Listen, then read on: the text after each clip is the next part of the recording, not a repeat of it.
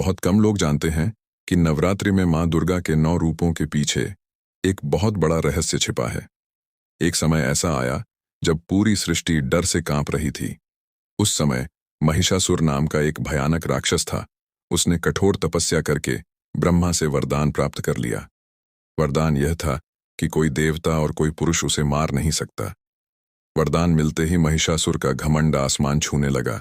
उसने स्वर्ग लोक पर हमला कर दिया, देवताओं को स्वर्ग से निकाल दिया। चारों तरफ उसका आतंक फैल गया। ब्रह्मा ने उसे वरदान दे दिया। बस यही वरदान पूरी सृष्टि के लिए संकट बन गया। वरदान मिलते ही महिषासुर का घमंड बढ़ गया। उसने देवताओं पर हमला कर दिया। भयानक युद्ध हुआ, लेकिन कोई भी देवता उसे हरा नहीं पाया। आखिरकार महिषासुर ने स्वर्गलोक पर कब्जा कर लिया। देवता स्वर्ग से निकाल दिए गए। चारों ओर भय और अंधकार फैल गया। देवता डरकर ब्रह्मा, विष्णु और महादेव के पास पहुंचे। देवताओं का दुख सुनकर तीनों देवता क्रोधित हो उठे। उनके शरीर से तेजस्वी प्रकाश निकलने लगा। विष्णु का तेज, शिव का तेज, ब्रह्मा का तेज और सभी देवताओं की शक्तियां मिलकर एक दिव्य शक्ति में बदल गईं। उस तेज से एक दिव्य देवी प्रकट हुई। वह थीं मां दुर्गा। उनका रूप इतना तेजस्वी था कि पूरा आकाश चमक उठा। उनके कई हाथ थे, हर हाथ में दिव्य अस्त्र थे। शिव ने उन्हें त्रिशूल दिया, विष्णु ने चक्र दिया, वरुण ने शंख दिया, इंद्र ने वज्र दिया, अग्नि ने शक्ति दी, हिमालय ने उन्हें सिंह की सवारी दी।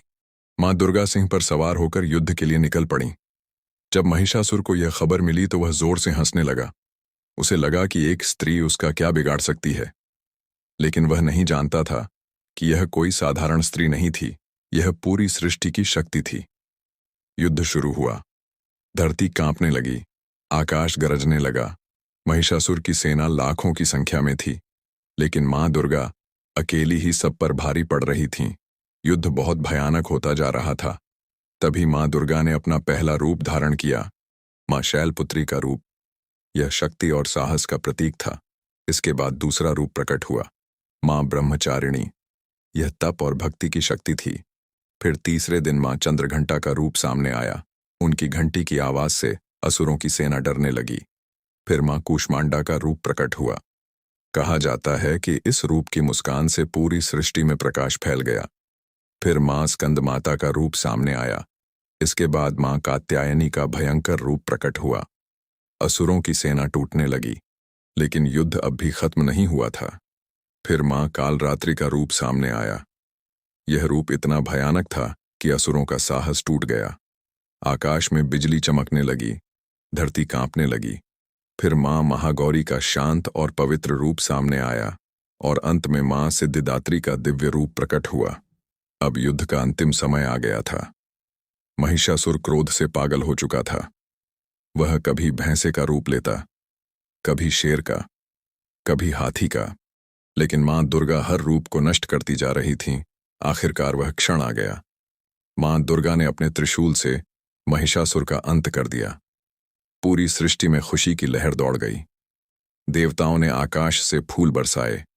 तभी से हर वर्ष नवरात्रि का पर्व मनाया जाता है। 9 दिनों तक मां दुर्गा के 9 रूपों की पूजा की जाती है और 10वें दिन बुराई पर अच्छाई की जीत का पर्व मनाया जाता है। यही कारण है कि नवरात्रि के 9 दिनों में मां दुर्गा के 9 रूपों की पूजा की जाती है। यह केवल एक त्योहार नहीं है, यह बुराई पर अच्छाई की जीत की कहानी है। अगर आपको मां दुर्गा की यह पौराणिक कहानी पसंद आई, तो इस वीडियो को जरूर पसंद करें। ऐसी ही रहस्यमय और पौराणिक कहानियां सुनने के लिए चैनल को सब्सक्राइब करें और मां दुर्गा की कृपा पाने के लिए कमेंट में लिखें। जय माता दी।